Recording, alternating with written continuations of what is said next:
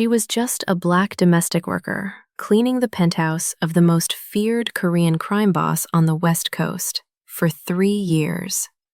Invisible, replaceable, living paycheck to paycheck to afford her sick mother's medication. But 3 months ago, everything changed. Kang Dae-jung, the man who controlled an empire built on blood and fear, started watching her. Not with contempt, not with indifference, with something far more dangerous: obsession. He canceled meetings just to be home when she cleaned. He found excuses to be in the same room. His eyes followed her every movement like a predator stalking prey. And Shayla felt it too, that electric tension that made her heart race and her hands tremble. The attraction she knew could destroy everything. Then came the morning when all his security was gone. They were alone, and he finally said the words that would change both their lives forever. "You're mine now, Shayla. You crossed the line. There's no going back." But loving a man like him came with a price she never imagined. Assassination attempts. His father trying to buy her off with $500,000. Enemies circling like sharks smelling blood in the water. She became a target in a world where targets don't survive. And the question that haunted her every single day was, can love exist between a black woman fighting for dignity and a Korean crime boss who's never learned how to be human? What happened next will leave you breathless. Before we start the story, comment below where you're watching from and what time it is there. If stories about karma, love, and hidden truths move you, don't forget to subscribe to the channel. The alarm clock screamed at 4:30 in the morning, piercing through the cramped darkness of the tiny apartment in Koreatown, Los Angeles. Shayla Williams opened her eyes, her body already moving on autopilot before her mind fully awakened. 26 years old, a young black woman with dreams that had been buried under the weight of survival, she rose from the narrow bed she called home. The apartment she shared with 2 roommates was barely large enough to breathe in, walls so thin she could hear every conversation, every argument, every moment of life happening around her. But this was her reality. This was what $800 a month for her mother's medication looked like. This was what caring for a diabetic mother in North Carolina looked like when you were a black woman with nothing but determination and calloused hands. She dressed in silence, her movements practiced and efficient. The uniform was simple: black pants, white shirt, comfortable shoes that would carry her through 9 hours of cleaning. 9 hours of being invisible. 9 hours of existing in a world so far removed from her own that it might as well have been another planet. For 3 years, Shayla had worked as a domestic employee for Kang Dae-jung, the most feared Korean crime boss on the West Coast. His penthouse was her workplace, her battlefield, her strange sanctuary of marble and glass, where she scrubbed away the evidence of a life she would never understand. The bus ride through pre-dawn Los Angeles was quiet, the city still sleeping as she traveled toward the glittering towers of wealth. Shayla kept her head down, her mind already preparing for the day ahead. The rules were simple, carved into her consciousness from the very first day.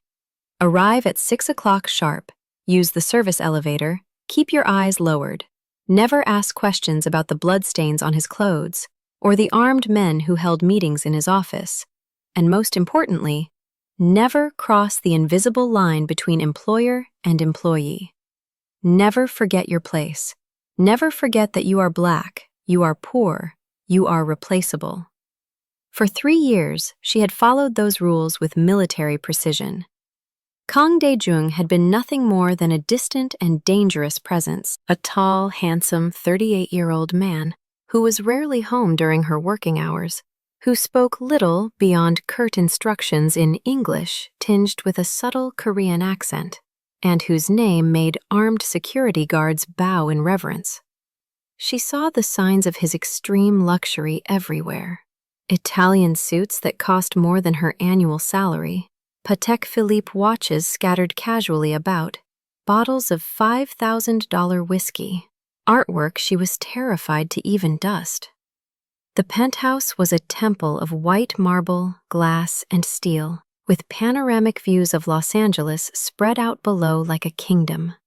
It was a world so removed from her reality that it seemed like fiction.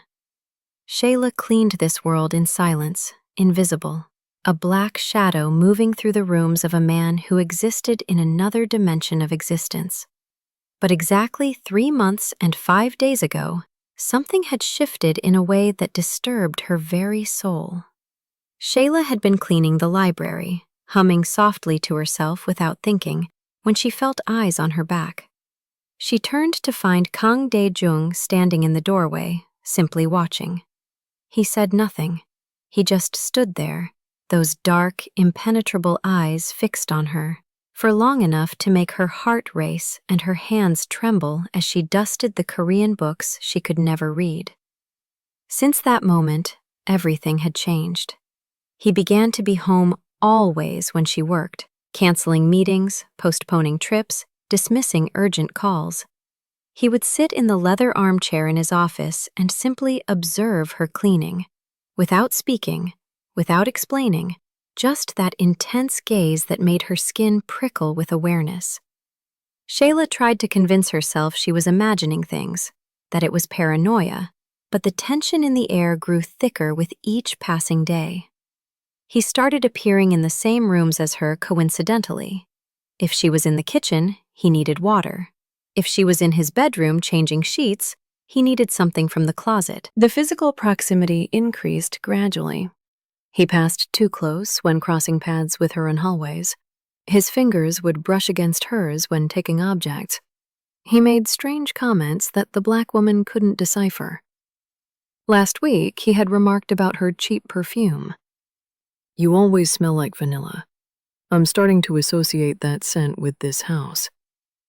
What the hell did that mean? The nightmares started. Or were they fantasies? Shayla would wake up sweating, ashamed of the dreams where those scarred hands touched her, where that deep voice commanded her to do forbidden things. During the day, she fought against physical reactions she couldn't control. The flush that rose up her neck when he entered a room, her racing heartbeat when she heard his footsteps, the way her entire body became hyper-aware of his presence. She hated herself for it. He was her boss. He was a criminal. She needed this job. But the attraction was like gravity, impossible to resist, dangerous to acknowledge. What terrified Shayla most was that she was beginning to want him to do something. She fantasized about his hands, about that voice ordering her around, about being pressed against the wall by that solid body. And this was wrong. He was her employer. He was dangerous. She needed this job. This could ruin everything. But the way he looked at her, as if she were water in the desert, as if he were fighting against himself not to touch her. Last week, something worse had happened. Shayla had needed to work late because she had missed Monday to take her mother to the doctor. When she finished at 10 o'clock at night, she found Kang Dae-jung in the hallway. He cornered her against the wall, not violently, just blocking her exit, and asked in a low voice, "Why did you miss work? Were you sick?" The genuine concern in his voice completely disarmed her. Shayla stammered something about her mother and saw something change in his eyes. He raised his hand, and she thought, wished for, feared that he would touch her face. But he only adjusted a strand of her hair that had escaped from her bun, his fingers barely grazing her ear, and said, "Don't miss work again without notice. I worry about the safety of my employees." Then he stepped away, leaving her trembling and confused in the hallway. Today was Friday, March 15th. Shayla arrived at 6 o'clock as always, but something was different. The doorman wasn't at ground level. The 2 security guards who normally watched the private elevator had vanished, and when she entered the penthouse, it was completely empty. No security, no assistants, None of the armed men who normally circulated. Only heavy silence. Shayla felt the danger instinctively. Her survival instincts as a black woman in dangerous territory screaming at her to leave now. But she needed this job. She needed that money. So she took a deep breath, tied her apron, and began to work. She was cleaning the living room when she heard it. Shayla. His voice behind her. She turned, and Kang Dae-jung was there, 3 meters away, wearing only black tailored pants and a white shirt with the first 2 buttons open. He looked different. Younger, more vulnerable, more dangerous. I dismissed everyone today, he said calmly, but there was something in his voice that made her stomach turn. We need to talk. And Shayla realized, with terror and excitement mixing in her chest. Today was the day everything would change. Today was the day he would finally cross the line. And she didn't know if she would be able to, or want to, resist.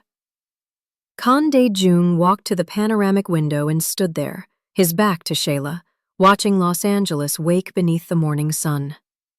The black domestic worker remained frozen with the cleaning cloth still in her hand, her heart pounding so loudly she was certain he could hear it.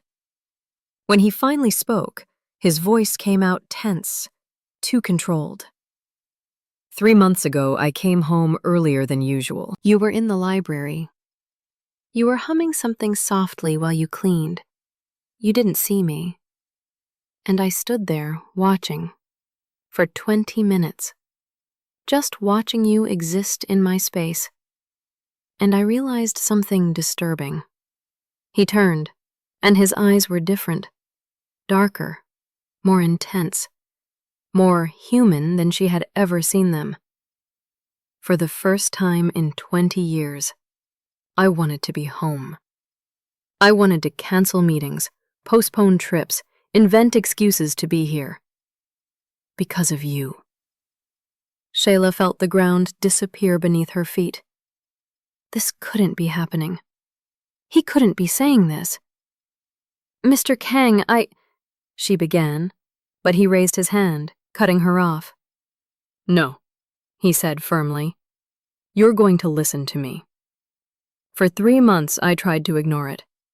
I tried to convince myself it was temporary fascination, boredom, something that would pass. But it only got worse. I wake up thinking about you. I go to sleep thinking about you. During important meetings, I catch myself calculating what time you'll arrive. And yesterday, he paused, closed his eyes, and when he reopened them, there was something wild there. Yesterday, my driver commented that you're beautiful. An innocent observation. And I almost broke his wrist. I almost killed a loyal man for making a comment. His voice rose, losing control for the first time, and Shayla saw the dangerous man she had always known existed emerge. But then he took a deep breath, ran his hand through his hair, and when he spoke again, he was vulnerable once more. You scare me, Shayla. You scare me because you make me feel things I can't control. And I control everything. Shayla should have been terrified. She should have grabbed her bag and run. But instead, the words came out before she could stop them. And what do you want me to do with this information? The question came out stronger than she felt, with more courage than she should have had. Something passed through his eyes. Surprise. Perhaps respect. He approached, slowly, as if approaching a frightened animal, until he was less than a meter away from her. I want you to stop pretending you don't feel it too, he said, low, dangerously low. I see, Shayla. I see how you tense when I enter a room, how your pulse races when I'm near, how you look at my hands and then quickly look away, how you stood against that wall last week, trembling, wishing I had done more than just touch your hair. Shayla felt her face burn. She had been discovered. He knew all along. She tried to deny, but he shook his head. Don't lie, he ordered, and there was pure command in his voice. The voice of a man who doesn't accept disobedience. Not to me. Not about this. And then he did something that completely broke her resistance. He took her hand, the small black hand holding the cleaning cloth, and pressed it against his chest, over his heart. She felt his racing heart, beating as fast as hers. You do this to me, he confessed in a hoarse voice. You, a woman I shouldn't want, that I can't have without complicating everything, who lives in a completely different world from mine. But I can't stop. I don't want to stop. So tell me now, send me away, or accept that this is going to happen. The choice was hers. The power in this impossible moment was hers. And Shayla Williams, the black domestic worker who had always kept her head down, who had always followed the rules, who had always chosen survival over desire, made the most dangerous choice of her life. She didn't step away. What happened next was an earthquake. Kang Dae-jung pulled her to him with controlled force, his large hands holding her face, and kissed her as if he were dying of thirst and she were water. Shayla melted against his solid body, her hands clutching his expensive white shirt, and for the first time in her life understood what it meant to be devoured by another person. They stumbled to the wall, his mouth descending down her neck, her hands pulling his hair, and it was wild, desperate. 3 months of sexual tension exploding in instant combustion. The world narrowed to just the two of them, to the taste of his lips, to the strength of his arms around her, to the way he whispered her name like a prayer and a curse combined. But then, his phone rang, that specific ringtone she had learned to recognize as a real emergency. He ignored it. It rang again. And again. Shit, he growled against her skin, and Shayla felt him pull away with visible physical effort. He answered brusquely in Korean, listened, and his face changed, became cold, dangerous, the Mafia boss returning. He hung up and looked at her with genuine regret. I need to go. There's a problem that needs to be resolved, personally. Code for violence, Shayla knew. Code for his world that she wasn't part of. Go, she said, still trying to catch her breath, still feeling the ghost of his hands on her skin. But when he turned to leave, she spoke again. This was a mistake. We can't. I work for you. I need this job. This can't happen again. The words came out weak, without conviction, because they both knew it was a lie. Kang Dae-jung turned slowly, and there was something definitive in his eyes that made her stomach turn. You think I'm going to be able to stop now? He asked, and it wasn't a threat. It was a promise. You think that after tasting you, after having you in my arms, I'm just going to move on? You're mine now, Shayla. You crossed the line. There's no going back. And he left, leaving her trembling and terrified and excited and confused in the living room of the penthouse that now seemed too small, too hot, too dangerous. During the next 2 weeks, Shayla's life became delicious hell. Kang Dae-jung didn't back down. He advanced. It started with gifts. A new iPhone appeared in her bag, her broken one replaced without asking. An unexpected bonus of $5,000 was deposited, exactly the amount her mother needed for surgery. A car with a driver began picking her up every morning because it wasn't safe for her to take the bus at 5 in the morning. Shayla tried to refuse, but he didn't even discuss it. He simply decided and implemented. Then came the touches. He found excuses to be near, to brush his fingers against hers, to adjust the necklace she wore, to hold her waist when passing through a narrow hallway. Each touch was calculated, intentional, devastating to her sanity. And the looks, my God, the looks. He devoured her with his eyes at every opportunity, not even trying to hide it anymore. For 2 weeks, Shayla lived in a constant state of arousal and dread, knowing that something bigger was coming, that the storm was just building strength before hitting the coast. And then what she feared most happened. Someone else noticed. Lee Min-suk, Kang Dae-jung's right-hand man, a cold, 35-year-old man who had always treated Shayla with polite indifference, appeared at the penthouse one afternoon when she was alone cleaning. "Miss Williams," he said in formal English, "we need to talk about a delicate situation." Shayla froze. He knew. "My boss is distracted lately, making errors in judgment. This is dangerous in our business, and I believe you are the cause of the distraction." The tone wasn't accusatory. It was factual, almost professional. "I understand you didn't ask for this attention, but you need to understand. Women who get involved with men like Kang Dae-jung don't have happy endings. They become targets, vulnerabilities. Or worse, they disappear when they're no longer convenient." He placed an envelope on the table. "There's $50,000 here. Enough for you to start over in another city, take care of your mother, start a new life. All you need to do is disappear. Today. Now. No goodbyes, no explanations.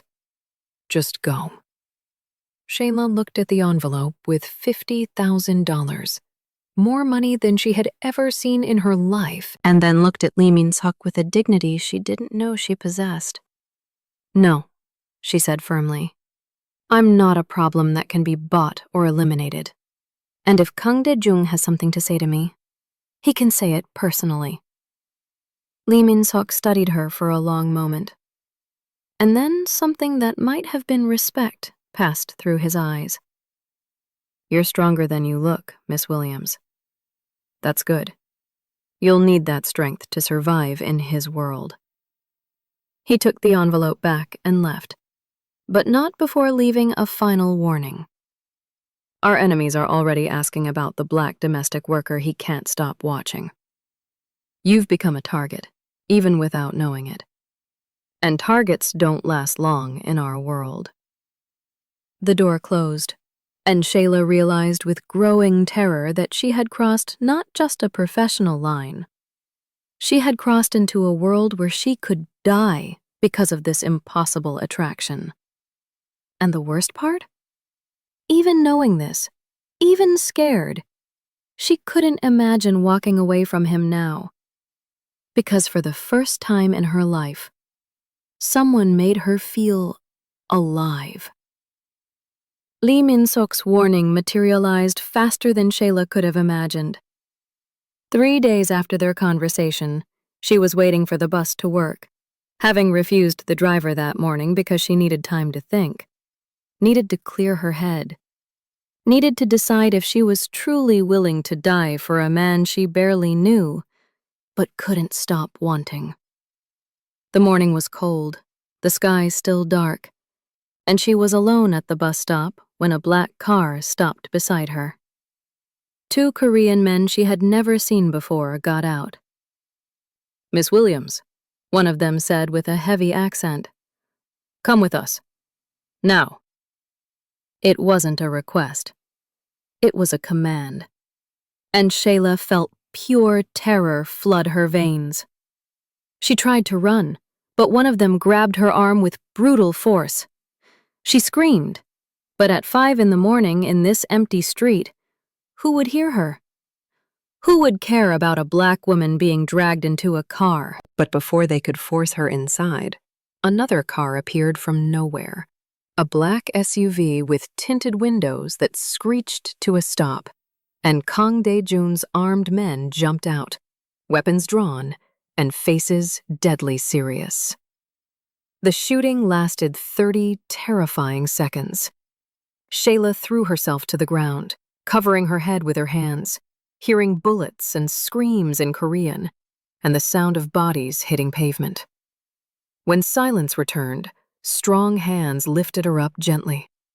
It was one of Dae-jung's security guards, a man named Park, who had always nodded respectfully to her. "Boss ordered secret protection for you since last week," he explained, as he placed her carefully in the SUV.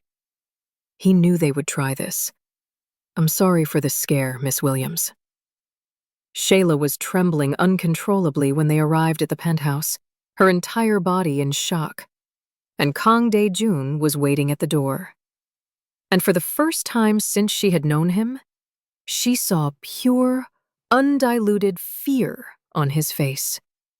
His usual mask of control was completely shattered. He pulled her inside, slammed the door, and hugged her with a force that almost hurt, his entire body shaking against hers. "Are you okay? Are you hurt? Did anyone touch you? Did they hurt you?" He fired off the questions in English mixed with Korean, his hands running frantically over her body, searching for injuries, his eyes wild with panic. Shayla just shook her head, unable to speak, still hearing the gunshots in her mind, still feeling the grip of those hands on her arm. And then the rage exploded from somewhere deep inside her. "You knew! You knew it was going to happen and you didn't warn me? You used me as bait?" The accusation came out between tears of terror and fury, and she began hitting his chest with her fists, weak, uncontrolled, desperate. "I could have died! Those men were going to take me, torture me, kill me, and you knew!"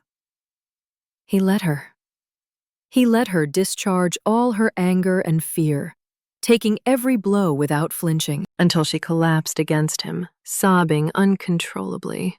"I was afraid you would run if you knew the real danger," he admitted in a broken voice, holding her face between his hands, forcing her to look at him through her tears. "I was selfish. I was a coward. I put you at risk because I couldn't let you go. Because the thought of you leaving destroyed me more than the thought of war with my enemies. And I almost lost you today. I almost lost you." His voice cracked on the last sentence, and Shayla saw tears, real, impossible tears streaming down the face of the most dangerous man she knew. "Why me?" she finally asked. The question that had haunted her for months, that had kept her awake at night, that made no sense in her mind. "You can have any woman. Rich women, powerful women, beautiful women from your world who know how to navigate this life. Why the hell a black domestic worker who has nothing to offer, who cleans toilets for a living, who comes from nothing and will always be nothing?" Kang Dae-jung stared at her as if she had said the most absurd thing in the world, as if she had spoken in a language he couldn't comprehend. "You think I care about money? About power? About what society considers beautiful?" he said with fierce intensity, his grip on her face tightening. "I have those things. I've had them for 20 years. They're empty, dead, meaningless. You know what you gave me." His voice dropped to a whisper, raw and vulnerable. "You left coffee ready at 3 in the morning when I came back covered in another man's blood. You didn't ask questions. You didn't judge. You just left me coffee. You said, 'Be careful,' when I was leaving to kill someone. 2 words. Just 2 words. But do you know that no one in 20 years has ever told me to be careful, to come back safe, You cleaned my house for 3 years without fearing me in a way that made me feel like a monster. Without wanting anything from me except fair payment for honest work. You treated me like a human being when I had forgotten I still was one. He pressed his forehead against hers, closing his eyes, and when he spoke again, his voice was barely audible. You have nothing to offer. You have everything. You have kindness I don't deserve, humanity I lost years ago, light in a world that is only darkness and blood and death. You are the only good and pure thing that has entered my life in 20 years. And I'm begging you to stay. Even knowing it's selfish, even knowing you deserve something better than a world of violence and danger. Even knowing I might get you killed. Stay with me anyway. Please. Shayla should have said no. Every logical part of her brain was screaming at her to take those $50,000, to get on a bus back to North Carolina, to choose safety and normal life and a future without bullets and blood.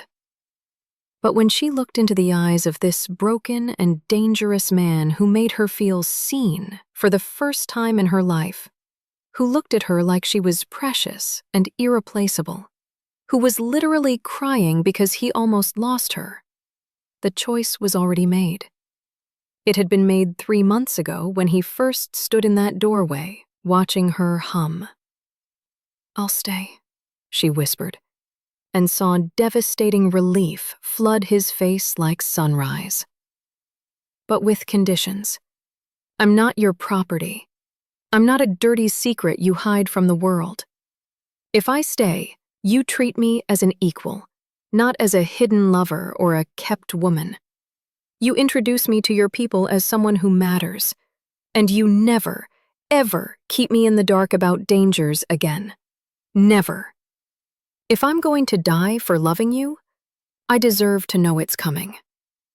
The firmness in her voice surprised him and excited him, she noticed, by the way his eyes darkened with desire and respect combined. "You have my word," he said solemnly, and sealed it with a kiss that was promise and possession and something dangerously close to the love neither of them dared name yet. In the following weeks, Shayla's life changed irreversibly and completely. Kang Dae-jung kept his promise with ruthless efficiency. She stopped being a domestic worker and became something the organization had never seen before, the black woman who owned the boss's heart.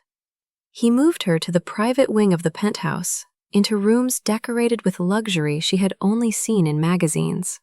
He hired someone else to clean, a quiet, older woman who looked at Shayla with curiosity and perhaps envy. He opened joint bank accounts, though Shayla refused to touch the money at first, her pride not quite ready to accept that level of dependence. And most importantly, most terrifyingly, he introduced her to his organization as someone important to me who must be protected at all costs. The reaction was exactly what she expected and feared. Some men showed respect, bowing to her the way they bowed to him. Others barely hid their prejudice, their eyes full of questions. A black woman? A former domestic worker? What kind of spell had she cast?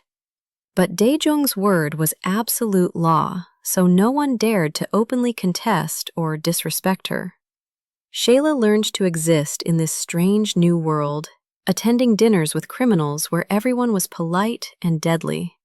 Gala parties where she was often the only black woman and felt every eye in the room tracking her movements.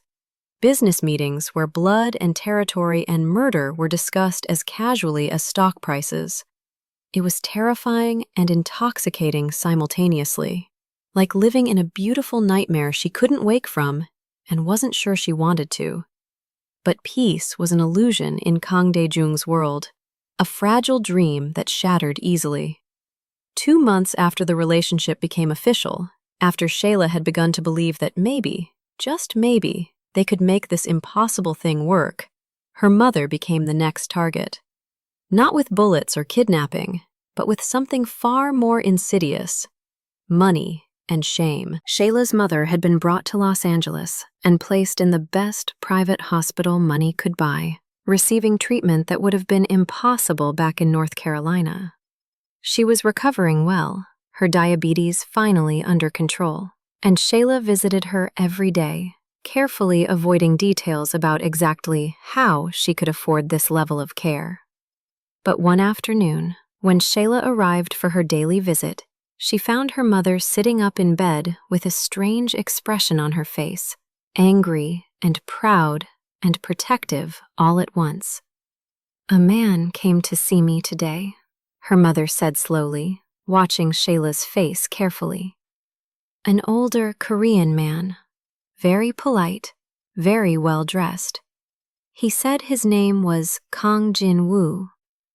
Shayla felt ice flood her veins. Dae-jung's father, the patriarch who lived in South Korea and ruled the organization from across the ocean. "He offered me $500,000, baby. $500,000. Can you imagine? More money than we've seen in our entire lives combined." "What did he want?" Shayla asked, though she already knew, could already feel the trap closing. "He wanted me to convince you to end your relationship with his son. Said it was inappropriate. Said you were not suitable for a man of his son's position." Her mother's voice was bitter, decades of racism and discrimination dripping from every word. "He said the organization would never accept a black woman, that you would always be an outsider, that you were embarrassing his family name. He was very polite about it, very calm, but the message was clear.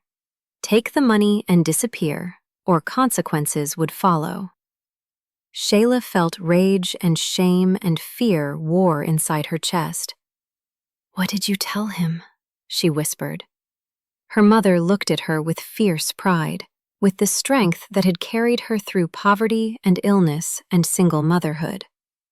"I looked that man in his expensive suit and his polite smile, and I said, 'My daughter is not for sale. She has never been for sale, and if your son chose her, it's because he saw what I've always known, that she's worth more than all your dirty money combined. So you can take your $500,000 and choke on it." She reached out and grabbed Shayla's hand. "I don't know exactly what you've gotten yourself into, baby. I don't know all the details of this man's life, but I know my daughter, and I know you wouldn't stay if there wasn't something real there, something worth fighting for. So you tell him, you tell Kang Dae-jung, that his father tried to buy me off and failed, and then you let him decide what that means." When Shayla told Dae-jung that evening, he remained in deadly silence for a terrifying amount of time. He stood by the window, his back rigid, his hands clenched into fists at his sides. She could see the tension radiating off him in waves, could see the war happening inside him. Finally, without turning around, he said in a voice like ice, "Pack a bag. We're going to Seoul." "What?" Shayla couldn't believe what she was hearing. "My father wants to play games with you? With your mother? Then he deals with me. Directly. In person." He turned, and his eyes were absolutely merciless. "I'm going to make something very clear to him. And you're coming with me, because I'm done hiding you. Done treating you like something I need to protect from my world. You're part of my world now, and my world is about to learn that." The flight to Seoul was first-class luxury, but Shayla barely noticed, too nervous about what was coming. When they landed, a car took them directly to a traditional Korean house in an exclusive neighborhood, a place of old money and older power. Kang Jin-woo was waiting in a formal sitting room, an older man who looked like a refined, distinguished version of his son. He looked at Shayla with barely concealed contempt, then addressed his son in rapid Korean. But Dae-jung cut him off, switching deliberately to English so Shayla could understand every word. "We speak English. She understands everything that's said." She is not a secret. She is not a shame. She is mine, and you will respect that. The confrontation that followed was explosive. 20 years of broken expectations and mutual disappointments erupting like a volcano. You taught me that power is everything, Daejun said, his voice shaking with controlled fury. That family is everything. That loyalty is everything. That we do whatever necessary to protect what's ours. But when I finally find a woman who gives me a reason to be better, to want to be more than the monster you created, you try to buy her mother? To shame her? To drive her away? She is not suitable, his father roared back in accented English. She is a black woman, a servant. What will the organization think? What will our allies in Korea think? You shame our family name. She is the only thing that makes me feel human, Daejun roared back, and Shayla saw him completely unleashed for the first time, all his power and rage focused on his father. She is the only thing in 20 years that makes me want to be something other than a killer. You don't understand. She is not the problem. She is the solution. She is the only reason I haven't put a bullet in my own head from the emptiness of this life you built for me. The room went deathly silent. Kang Jin-woo stared at his son as if seeing him for the first time. You would choose her over your family? Over your position? Over everything I built?